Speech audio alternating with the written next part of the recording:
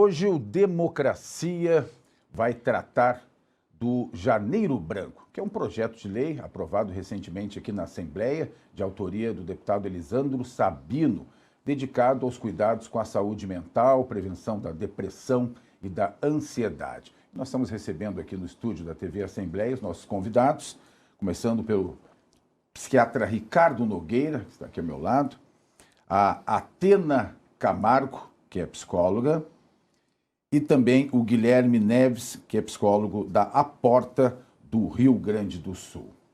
Quero começar para a gente situar, Guilherme, começar contigo, falar um pouquinho da Aporta, para a gente saber sobre a atuação desta entidade, desta associação. O que é a Aporta? Então, olá a todos e a todas, né? A Aporta, na verdade, ela nasceu em São Paulo, né? Em 2004, mais ou menos, uma psicóloga daqui do Sul adaptou a ideia da Aporta, né, que seria a Associação de Familiares, Amigos e Portadores de Transtorno de Ansiedade do Rio Grande do Sul. Gostou dessa ideia e resolveu, então, trazer para cá, né? Então, a gente funciona como uma ONG, né?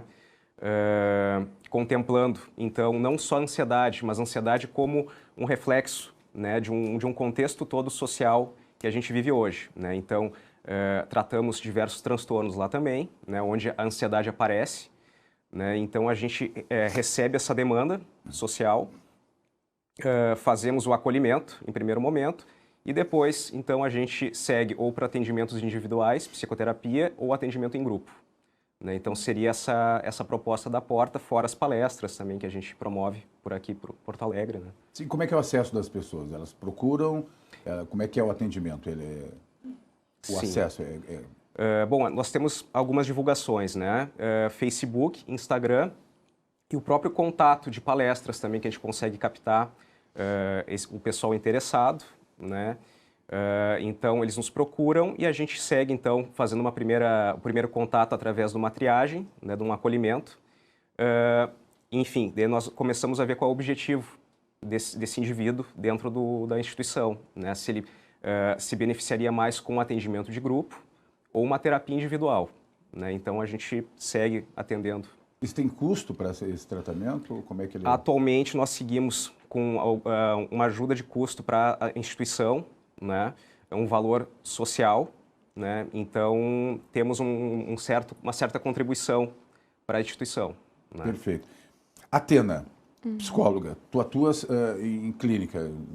Sim, eu sou sócia da Fraternité, Psicoterapias Integradas. Aí a gente faz atendimento a valores sociais, né, para pessoas que não têm condições, e valores normais, justamente porque a gente entende que é uma demanda de todo mundo falar sobre ansiedade, sobre depressão, né, e cuidar da saúde emocional, da saúde mental, que todo mundo às vezes deixa de lado, né. Isso, porque existe o quê? Ainda um preconceito em relação a isso? Porque quando nós temos algum problema clínico, a gente vai imediatamente, A gente vai no médico. E faz o tratamento e toma os remédios. Que daí não é vergonha, né? Se você vê alguém com uma perna quebrada, você cuida, vai no médico. Aí quando você está depressivo ou a ansiedade já está prejudicando, né, nas atividades diárias, aí a gente já fica, não vou ir, porque tem aquele tabu ainda de quem vai cuidar da saúde mental é louco. Por quanto tempo, né, você passou? É um preconceito, né, com a saúde mental. Um descuido também. Ricardo Nogueira, tu continua no Mãe de Deus? Eu sou supervisor da residência médica de psiquiatria do Hospital Mãe de Deus, preceptor de saúde mental da medicina da UBRA, lá no Hospital Universitário, onde nós temos 30 leitos, né? São 20 leitos adultos e 10 para crianças e adolescentes. E o janeiro já começa a nossa luta, né?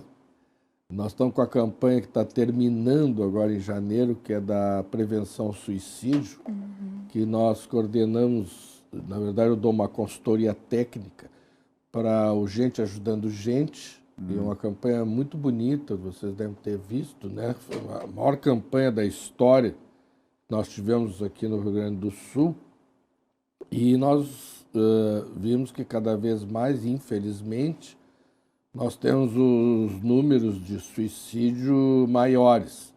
E a gente até vê que hoje as pessoas já têm, antigamente era proibido falar sobre isso, né? já tem claro que tem que procurar ajuda. E sempre as pessoas pensam assim, não, nós temos que fazer prevenção do suicídio, mas na verdade não existe prevenção do suicídio, porque o suicídio não é doença, né? O suicídio, no máximo, pode ser uma nosologia, um campo de estudo. Então, o suicídio ele é causado por várias doenças mentais. A ansiedade, a depressão, a drogadição, o abuso, a violência. Então, o suicídio é fruto desse caldo de cultura que nós vivemos hoje, né? E a ansiedade está em primeiro lugar. Então, o Brasil hoje é o país que tem a maior incidência de ansiedade no mundo. Em depressão, até 2015, o Brasil era o quinto. Em 2017, nós passamos a ser o terceiro. Que loucura. Em depressão. Então, o Brasil hoje tem 6% da sua população com depressão.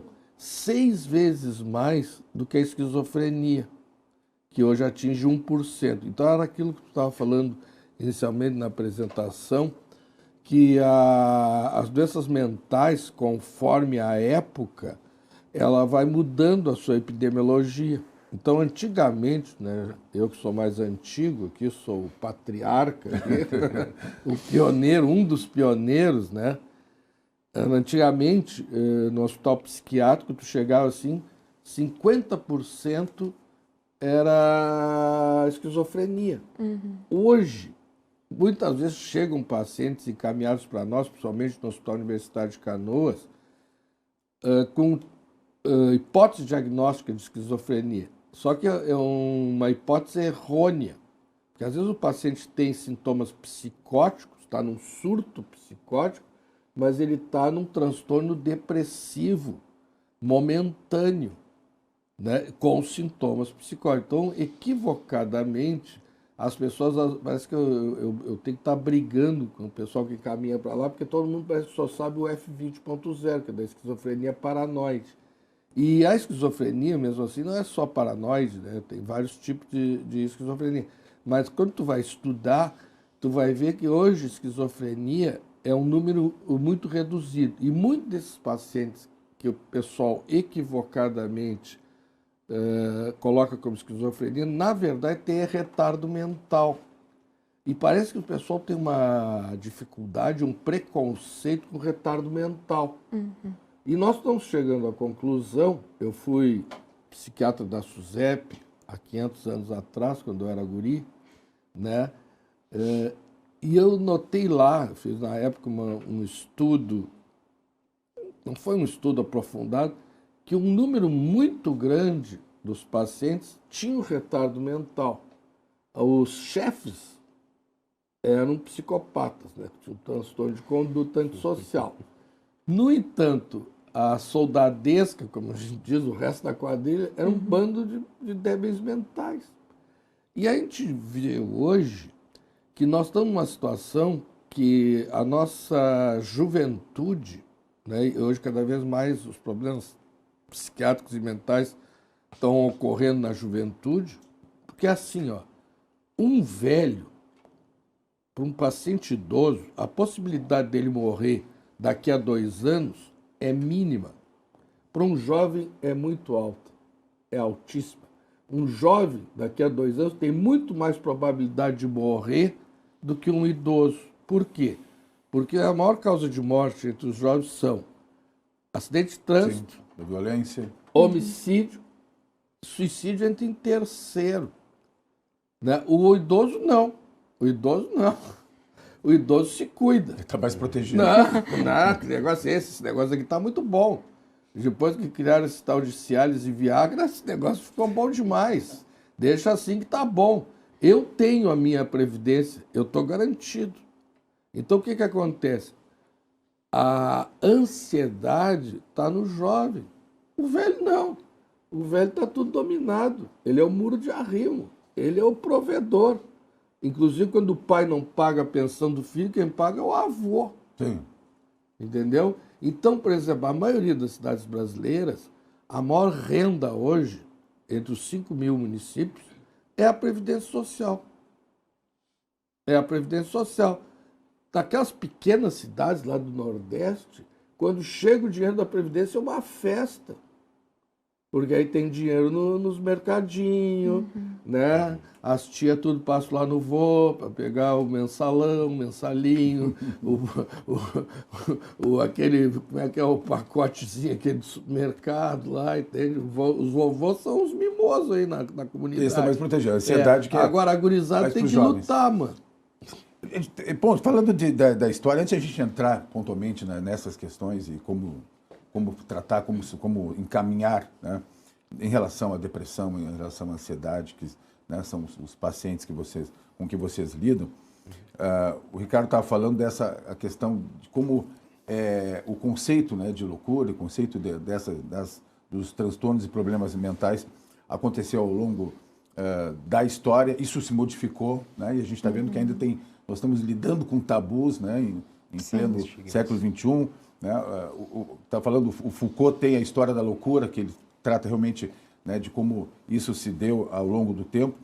No dicionário, de forma muito básica, eles falam que é a loucura, que é um sinônimo de insanidade, que é uma condição da mente caracterizada por pensamentos anormais. E quando se fala em anormal, né, e aí isso está muito ligado ao tempo que nós estamos, tem que ver o que é o normal, né? Qual é a referência que nós temos para tratar isso, né? Quer dizer, é uma primeira parte mais filosófica do nosso programa, né?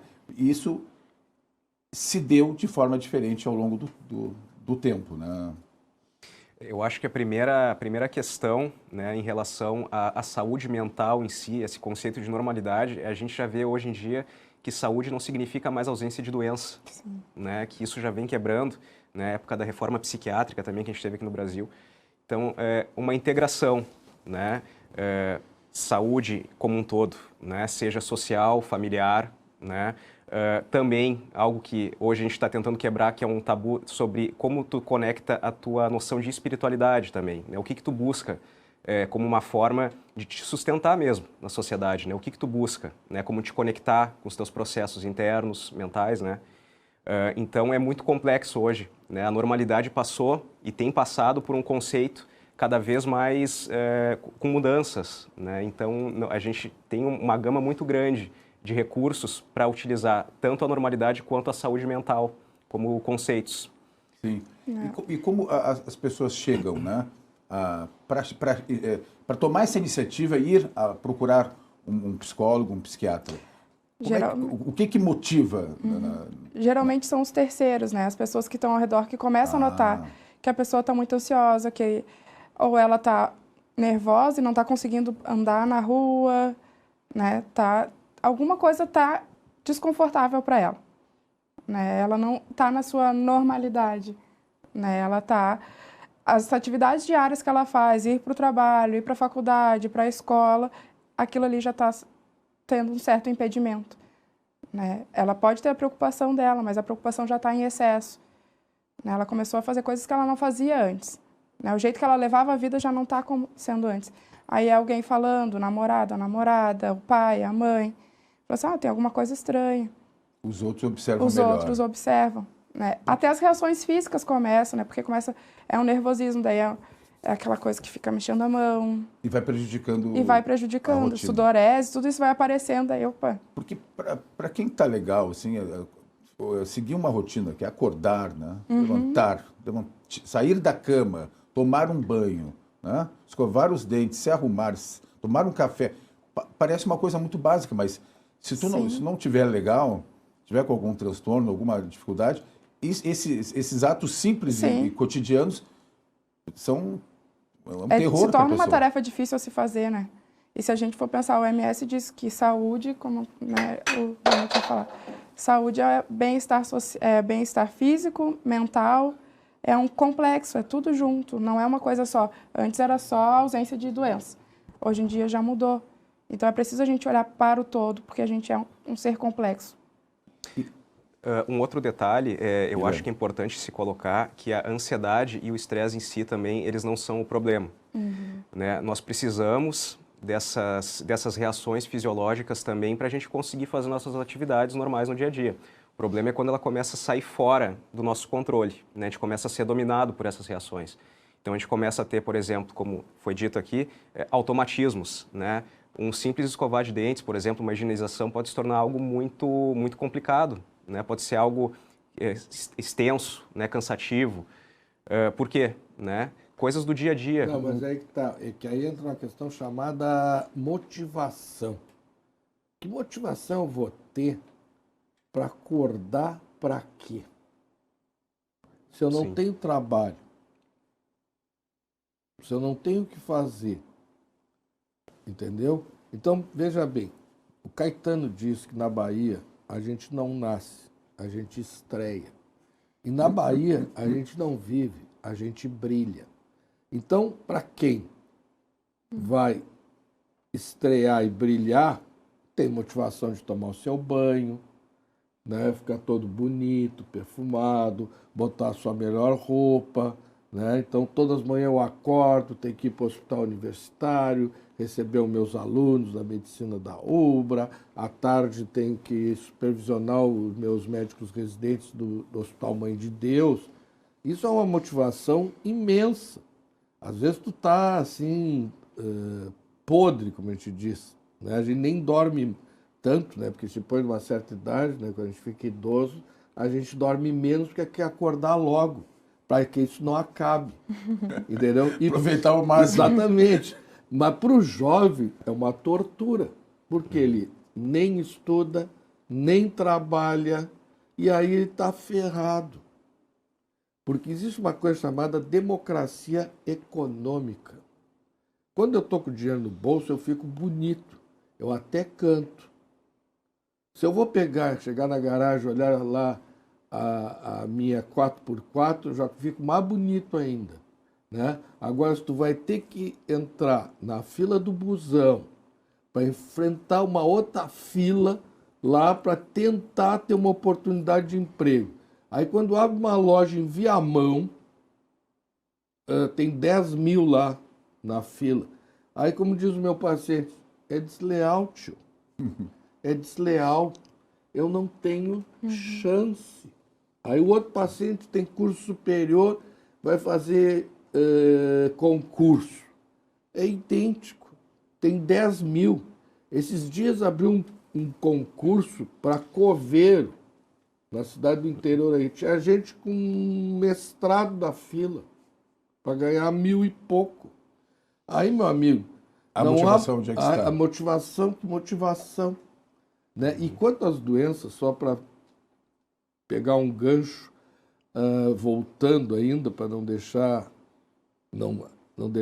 que fique, tem que ficar redondo no meu entendimento, o Machado de Assis já falava no Alienista, né? Quem todo mundo que se veste, inicialmente quem se veste vermelho era louco, depois era verde.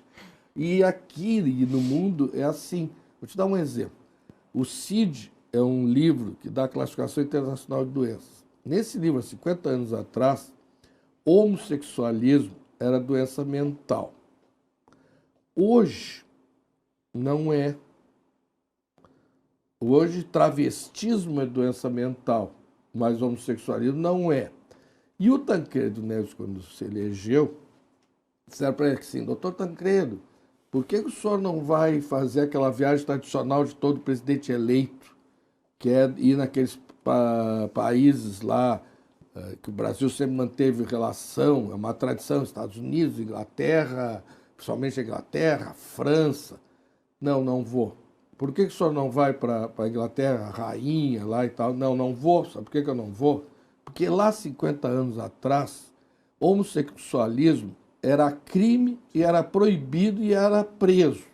Depois virou contravenção. E hoje, se eu for lá, periga ser obrigatório. Entendeu? E aqui nós estamos vivendo hoje isso. Parece que é o contrário. Parece que tem que ser... né? Existe essa coisa do politicamente correto, que tu não pode falar... É como diz um amigo meu que é gordo. Não pode falar de negro, não pode falar de homossexual, não pode falar de nada, de índio, que tudo é preconceito e é feio. Mas do gordo ninguém reclama, todo mundo continua gozando do gordo, né? Então são essas coisas, que esses preconceitos eles vão mudando, né? E mudam baseado na oficialização. Então, o homossexualismo, que era doença, hoje não é, né? Mas por que que não é? Porque antigamente ele começou, era oficialmente não era declarado e hoje é aceito, né? Então se tornou comum, não é normal, mas é comum.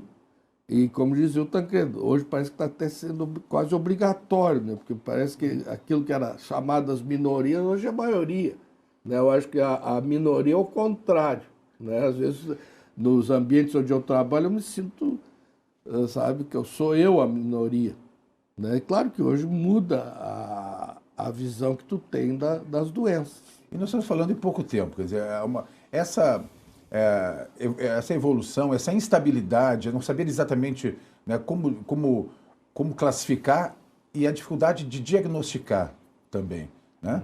Eu acompanhei, né, por muito tempo meu filho que tinha problema de ansiedade, que foi tratado, né? Mas até chegar lá, né, e tem pessoas que são diagnosticadas também, assim como bipolaridade. Falando em moda, teve um momento que todo mundo passou a ser bipolar. Isso aí, quer dizer, a vítima, quer dizer, quem mais sofre é quem está procurando ajuda, né? Porque ele procura ajuda, mas por muito tempo não tinha uma certeza de que aquele diagnóstico, né, era o certo e para poder começar um tratamento.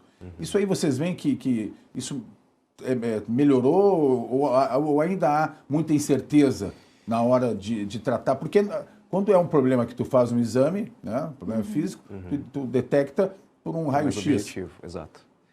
Há uma diferença e a gente está tratando, claro, com cuidado, porque há uma diferença quando o problema é um transtorno mental, né? É que muitas vezes as pessoas vêm fazendo o teste do Google, né? Ah, eu vi que eu tinha isso, porque eu fiz um teste lá e disse que eu era bipolar ou era depressivo. E daí tu tá, então conta um pouco mais a tua história, já que o Google te diagnosticou, né? Eu queria saber da tua história. E às vezes essa pessoa só tá em algum momento mais difícil da vida. Não necessariamente que ela tenha algum transtorno, né? E a gente precisa cuidar, por isso que nós, como psicólogos e psiquiatras, a gente tem essa escuta diferenciada, né? Porque às vezes a pessoa só passou um dia ruim. Não ficou 2, 3 semanas em casa. Foi só algo muito mais pontual do que uma vida inteira. Mas isso gera uma responsabilidade, imagino, Com certeza. Os profissionais que vocês representam aqui, né? Acho que um outro detalhe também importante é que um diagnóstico, caso for a necessidade no momento do paciente, não é o fim do mundo também. Né? Eu acho que tem também uma cultura muito de taxar a pessoa naquele diagnóstico e a pessoa é aquilo, né? Como se não tivesse uma complexidade também naquele indivíduo que pudesse viver com aquilo, melhorando aquele quadro também, independente do nível, né? Então, uma promoção de saúde, né? Não uma estagnação naquele quadro, né? Então, quando a gente fala de transtornos mentais, diagnóstico, é uma complexidade, realmente, não é como médico, né? Pegou, tem uma doença ali, ponto. O diagnóstico mental é muito complexo, né? Porque a gente transita por vários sintomas também, né? Então, às vezes, né, pode ser diagnosticado erroneamente um transtorno. Então, isso para a vida de uma pessoa pode fazer uma diferença. Às vezes é como a colega falou, é um momento de vida que a pessoa teve ali, mas que pode ser diagnosticado errado e a pessoa fica com aquilo, né? E infelizmente hoje a gente ainda tem um certo preconceito com a questão de diagnóstico, como se fosse algo ruim e que a pessoa vai levar aquilo como, enfim, uma sentença. A identidade dela se torna o transtorno, né? Ela parece não ter mais nome. Porque com o diagnóstico errado, o tratamento não vai ser o melhor, né? Eu tenho um caso que eu conheço de alguém que ficou durante 20 anos sendo considerado com bipolaridade, né? Alguém disse e acreditou, e veio. E um outro segundo profissional falou a mesma coisa e foi. Até que chegou um outro psiquiatra e disse para ele, não, mas em que momentos tu tem depressão, de fato, assim? E ele não identificou isso. Ele só identificou as euforias, os momentos de euforia, e não a depressão. Então, eu falei, não, para ser bipolar, tu teria que ter conjugado os dois. Quer dizer, eu acho isso muito grave. Mas, assim, mas eu acho que bem, o Guilherme acho que pegou bem. O grande problema é que se tu pegar o CID-11 já está pronto, ainda não foi publicado, mas tu já pode ter acesso. Ninguém escapa. Sim. De perto, na intimidade, ninguém é normal, né? Então, assim, se a gente botar ali no CID-11, nenhum de nós aqui vai escapar. Eu vou te dar um exemplo. Eu fui secretário de saúde em Pelotas. Aí o pessoal lá fez uma pesquisa e colocou assim, 57% dos pelotenses têm transtorno mental. Eu digo, ah, meu Deus. Vamos olhar lá o que esses loucos viram lá. O que os loucos viram? 33% tem depressão. Tá, tudo bem. Né? Alcoolismo, 18%. Maconha, 7%. Cocaína, 10%. Crack, 2%, estou falando. Esquizofrenia, 1%. Aí é somável e tal. Tá, mas onde é que deu assim? Os caras botaram tabagismo como transtorno mental. Se tu for ver pelo sítio, está correto. Está correto, sem dúvida nenhuma. Mas a gente tem que ter cuidado com isso. Né? Tu pode ser tabagista, não a tua vida toda, um certo período. Tu pode ser alcoolista, não a tua vida toda, um certo período, pode ter recaída. Né? Tu pode ter usado droga eventualmente, como se diz, recreativamente. Né? Então, aí a questão da bipolaridade. O grande problema nosso aqui é que nós temos uma cultura psi, principalmente em Porto Alegre, Pelotas, cidades que têm universidades, né? Então se criou essa cultura aqui, né? Então aqui se interpreta tudo, né? Até mal olhado é interpretado, né? E esse negócio da bipolaridade, como diz um amigo meu, bipolar para mim são duas polares bem geladas, né? Então tu tem que ver exatamente o período. Às vezes tu tá triste que tu levou um pé. A tua namorada te chutou, tu chegou ali na orla para encontrar ela, ela estava com o teu amigo lá de beijo, né? E, entende? Então, claro que vai ficar triste.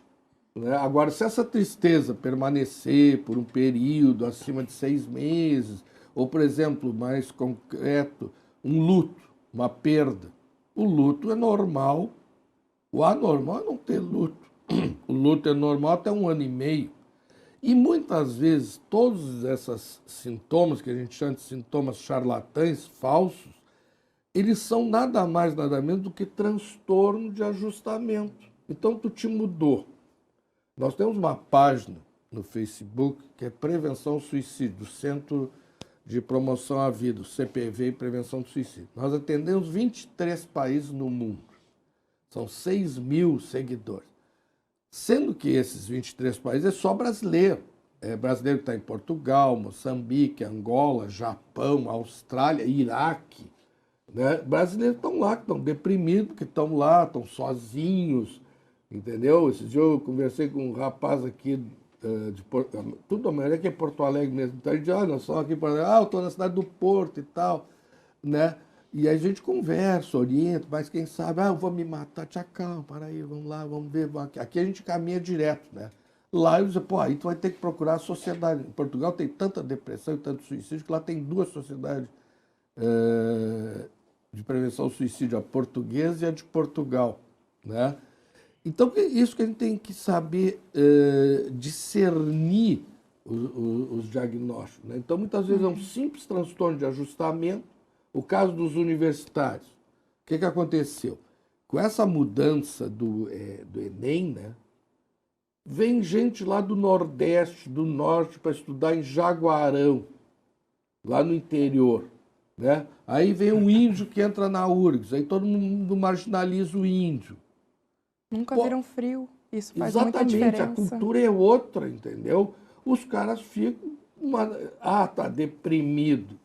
Ele está deprimido naquele momento. Né? Nós vamos prosseguir depois no segundo bloco falando de depressão, de ansiedade, do trabalho da porta, né? O trabalho que vocês realizam, porque o Democracia Agora faz um rápido intervalo e nós voltamos na sequência.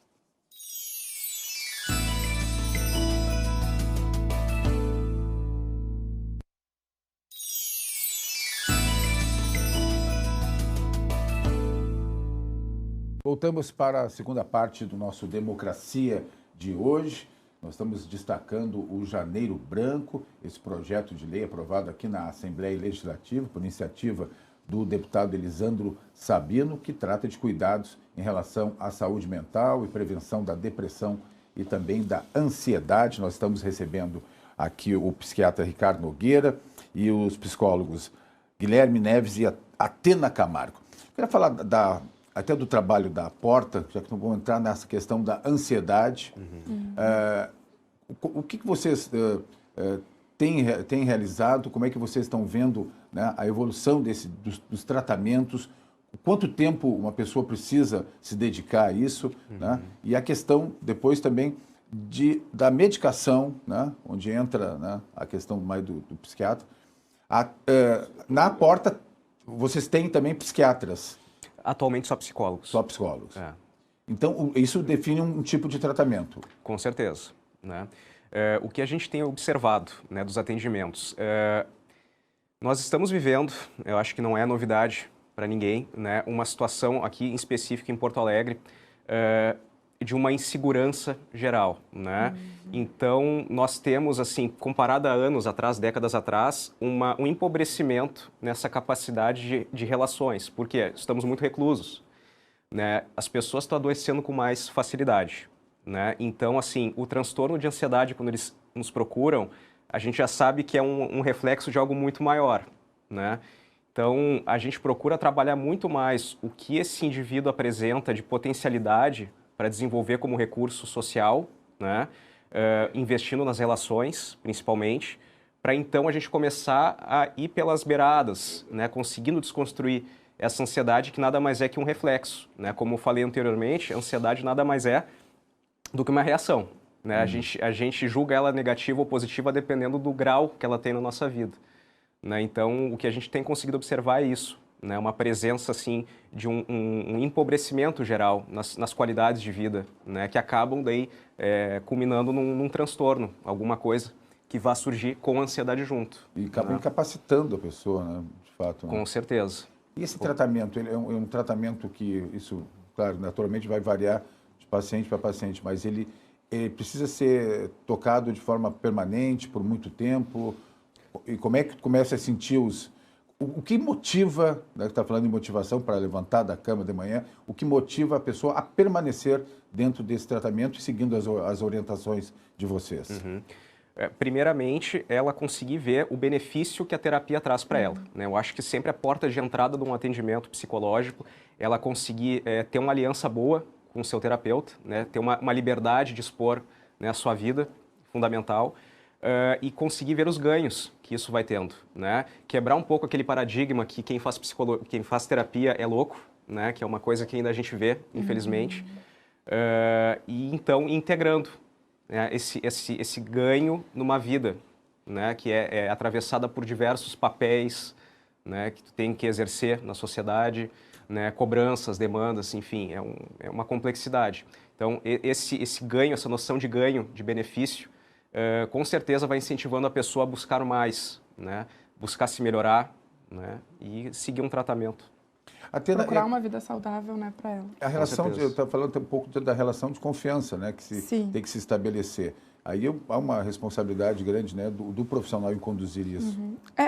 Na relação terapêutica, que é o que move, né, a pessoa se manter, né, e verificar que aquilo realmente está sendo saudável e produtivo para a vida dela, começa principalmente quando a gente diz assim, ó, não tem julgamentos aqui dentro. Ela pode falar o que ela quiser, a gente não vai fazer julgamentos, dizer que isso é errado, que isso está certo, que não pode fazer isso, né? Então, quando a gente fala isso, a gente vê que até os ombros, assim, eu posso realmente falar tudo aqui. Né? Porque o que a gente mais faz na sociedade é julgar. Sim. E ali não. E isso acho que é um dos princípios primordiais para a pessoa permanecer e construir a relação. E para vocês poderem conhecer, de fato, Sim. e fazer esse diagnóstico que a gente estava falando o mais correto possível, né? Para poder tocar um tratamento. Sim. Tem que ter uma exposição da pessoa. Tem. As pessoas têm que se ajudar. É que é um trabalho mútuo, não é só eu. Eu sei a técnica, mas eu não vivencio a vida dela no dia a dia. Né? Então, é um trabalho mútuo. E principalmente a respeitar o tempo.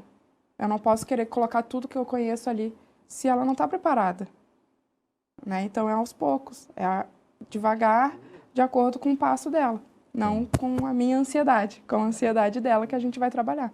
Tinha até um filme, Step by Step, passo a passo. Que era uma relação de um paciente que ficou assim obcecado pelo seu médico. Então ele saía de férias, ele perseguia o cara para...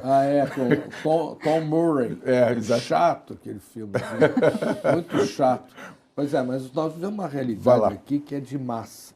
Né? Eu e a Atena temos uma experiência, ela na Zona Sul e eu na Zona Norte. Eu coordenei e supervisionei a emergência psiquiátrica do API. E ela trabalhava no postão da Vila Cruzeiro. Sim. Então, além de ter uma Atena, aqui nós temos uma heroína. Né? Porque esse trabalho desses dois lugares são as duas referências da cidade, Zona Norte e Zona Sul. Inclusive, agora, eu trabalhava lá pelo Mãe de Deus, agora o Mãe de Deus está encerrando suas atividades a partir de março, vai haver uma mudança lá no API, vai ter um CAPS 4, que, na verdade, no meu entendimento, assim, superficialmente, deve ser similar a uma emergência, né? Porque aquela região ela tem que dar uma resposta a essa situação, que hoje nós vivemos uma situação em saúde mental de massa. Então, por exemplo, nós só temos um único CAPS para toda a Restinga. A Restinga tem mais de 200 mil habitantes, é uma cidade. Tem um único CAPS, que é um CAPS para álcool e drogas. A D3, que é chamado, que é 24 horas. Mas acontece que todo mundo, o CAPS fica ali na entrada da Restinga,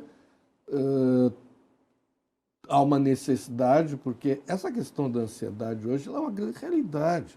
Porque o grande problema da ansiedade é o seguinte, nós chegamos a ter 14 milhões de desempregados nesse país. Hoje está em 12. Se conseguiram... alguém conseguiu emprego, são 2 milhões. 2 milhões é uma barbaridade, mas ainda tem mais 12. E dentro desses 12 tem 2 milhões que são desalentados, aqueles que já nem procuram mais emprego. E o pior é que os que estão empregados estão todo mundo apavorado. Muita gente está sendo chamada para renegociar salário, que é proibido por lei reduzir salário. Mas muita gente, olha, meu amigo, se tu não renegociar, tu vai bailar. Tem uma fila ali. Tem uma fila ali. E quem está empregado está apavorado, está com medo até de tirar férias. Porque se eu sair de férias, me ligo ao bailar, boto um outro aqui, ganhando metade do que eu ganho. E aí é um inferno esse negócio. E o pior é para os veinhos aqui. Porque os veinhos conseguiram chegar lá, né? Aí vem os gurizinhos e por um terço que tu ganha, eles fazem a mesma coisa. Né? E tem essa coisa, essa cultura que o velho está desatualizado, aí os velhinhos que nem eu tem que estar fazendo mestrado, doutorado para acompanhar essas gurizadas, aí tem que estar acompanhando a minha filha lá no seu doutorado também, né? Então a gente não pode parar e a gente tem medo, né? Porque se os velhinhos quando os velhinhos param, meus colegas, tudo que se aposentam, morrem, adoece. Então a gente não quer parar, porque a pior coisa que tem é tu ser ex. Né? Ex é a pior coisa em tudo. Né? Ser ex isso, ex aquilo. Eu tenho, por exemplo, pessoas assim que tinham poder de mando. Ex-comandante disso, ex-juiz. Isso é uma tristeza. Porque o cara não manda mais em nada. Né? Que nem diz a minha neta, eu quero casar. Para que tu quer casar? Para mandar em alguém. Né? Só não funciona muito. Entendeu? Então, nós estamos hoje diante de um desafio que é um atendimento de massa. Sim, e de uma parte da população mais carente, que tem que contar com os CAPs, né? Mas não é mais carente. O problema da saúde mental é democrático. Atinge a todos sem exceção. Sim, mas desde o rico, do pobre, do classe média, do velho, do homem, da mulher, criança. Todo, da criança, né? Então, também. uma coisa que eu trabalho basicamente com prevenção do suicídio. Minha dissertação de mestrado é sobre prevenção do suicídio ao nível local. O suicídio é uma coisa sempre assustadora. A gente aceitava como uma coisa comum o velho que se mata, né? Tá velho, tá doente, tá... Agora, daqui a pouco foram os adolescentes. E agora é criança. Então, quando eu falava que tinha uma criança de 10 anos que queria se matar, que entrou 5 vezes na emergência do Mãe de Deus, agora já tem de 8. E aí tu vai ver o seguinte, que essas crianças, elas não são crianças como nós velhos achamos que eram as crianças. Vai conversar com uma criança dessa, ela sabe tudo de informática, eles sabem falar inglês fluente, eles dominam a tecnologia, mas sabem muito mais do que eu. Né? A minha neta, a Bruna, ela domina tudo. Eu sou um analfabeto digital, ela é uma expert, né? Ela sabe tudo.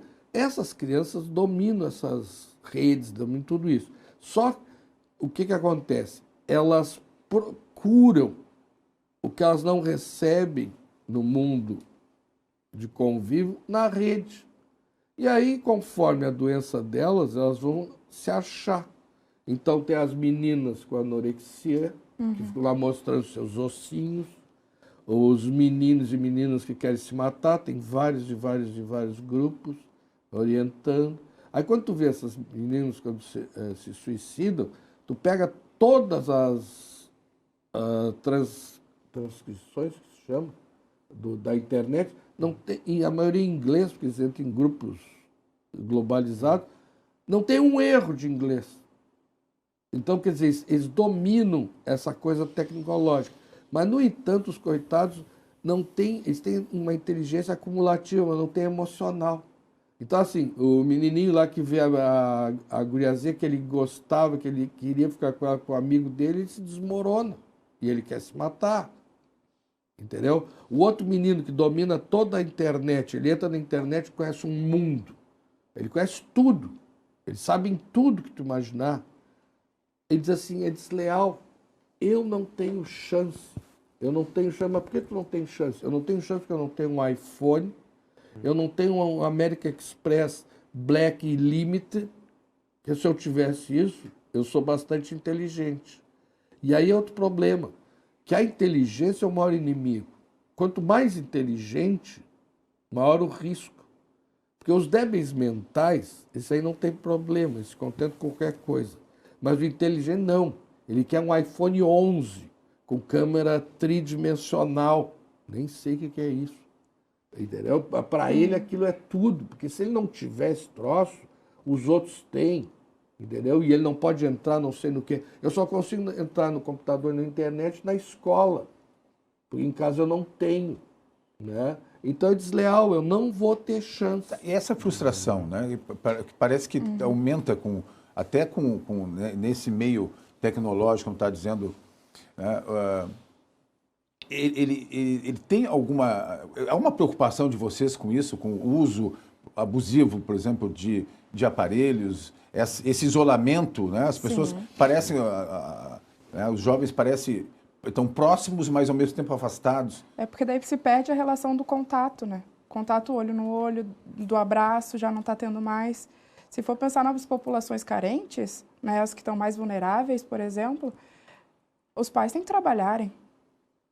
Quem é que vai ficar com a criança? É o irmão mais velho, de 12, que fica com de 6, que fica com de 4, que fica com de 2.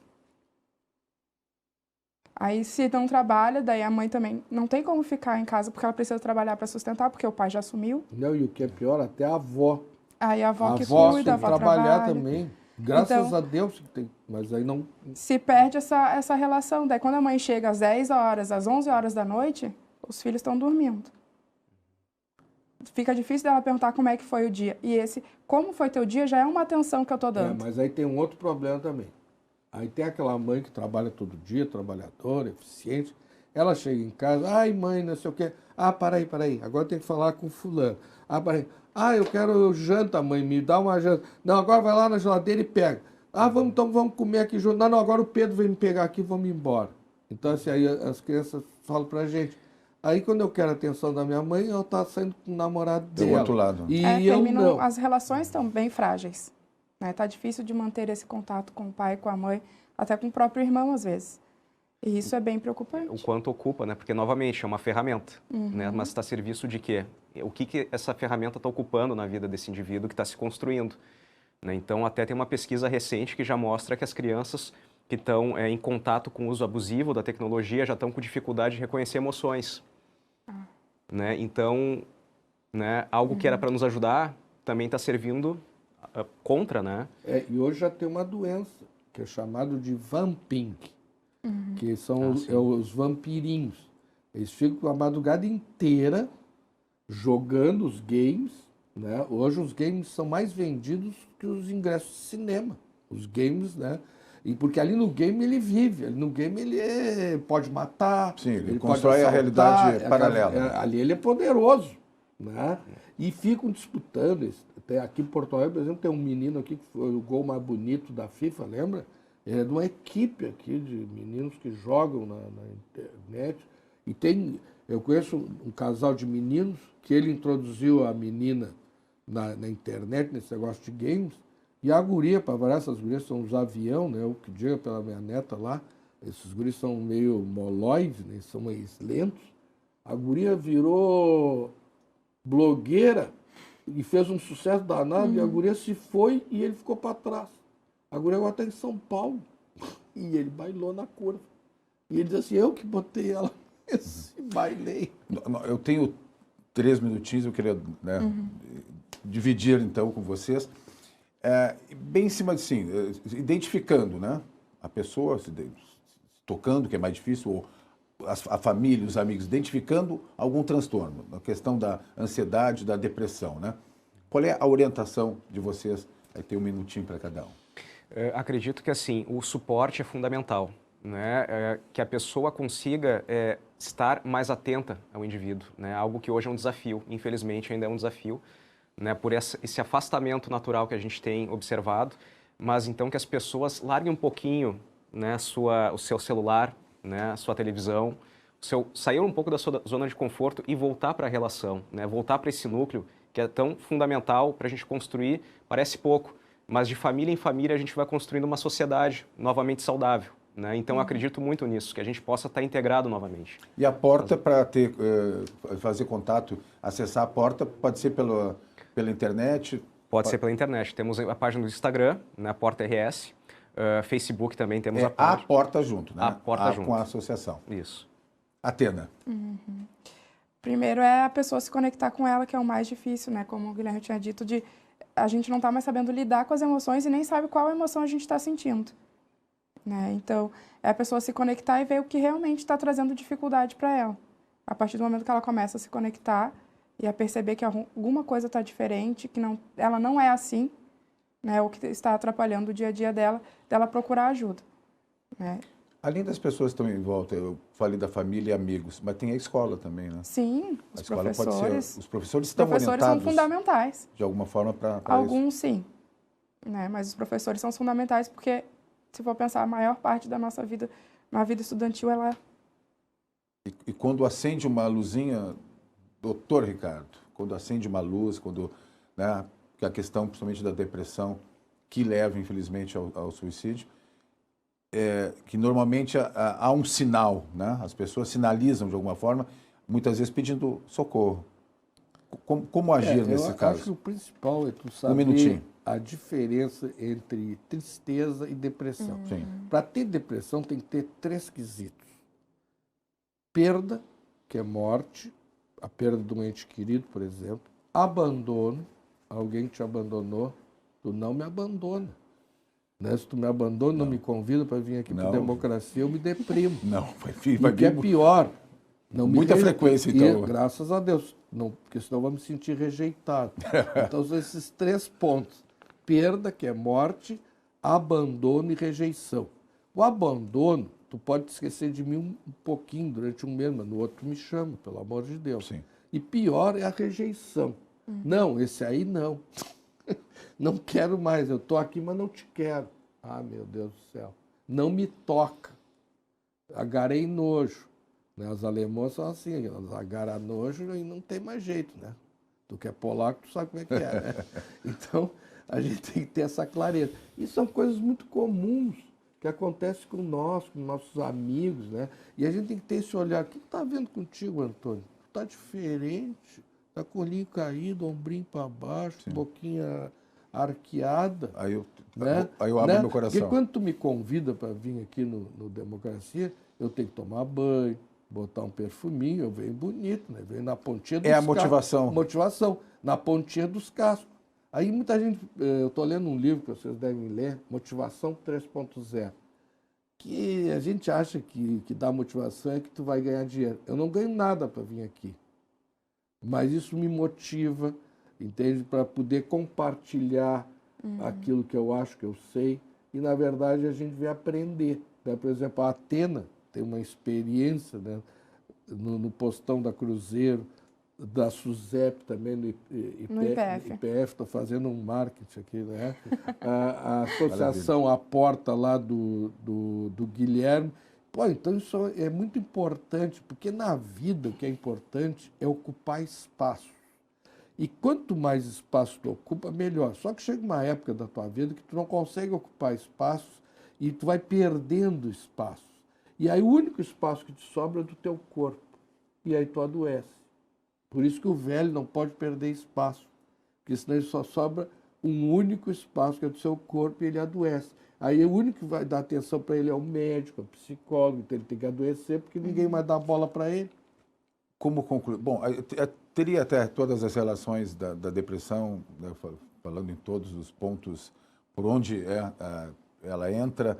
A questão da relação com as drogas, a gente não falou tanto, mas que é... Não falo sobre medicação. Sobre um agravamento. Vamos fazer um Democracia 2 sobre isso. Eu só sei que nós ficamos 1 hora aqui praticamente sem usar o celular. Eu não senti falta, porque eu estava na boa companhia de vocês. Meu momento de... A nossa abstinência ainda Era não a bateu. promoção. O importante é a promoção da saúde. Não duvido que quando tu fechar aqui, nós já vamos religar urgente para ver se já ligaram pedindo consulta. Aquela coisa. Doutor Ricardo Nogueira, muito obrigado pela presença mais uma vez. Vamos voltar a conversar. Não me abandona, nem pense em me rejeitar. Não vou. Eu sei que o nível de frustração pode aumentar. Que eu não te perco. Guilherme Neves, muito obrigado, psicólogo da Porta. E a Atena Camargo, psicóloga. Obrigada. Agradeço muito a presença de vocês. Realmente, tem muito mais assunto, né, dentro deste tema para a gente discutir. A gente pode fazer um segundo, né? A produção já está aqui, está ouvindo, já vai providenciar isso. E, pois é isso. Esse foi o Democracia de hoje, tratando de todas essas questões que vocês acompanharam. E a gente volta, com certeza, no próximo programa. Até lá.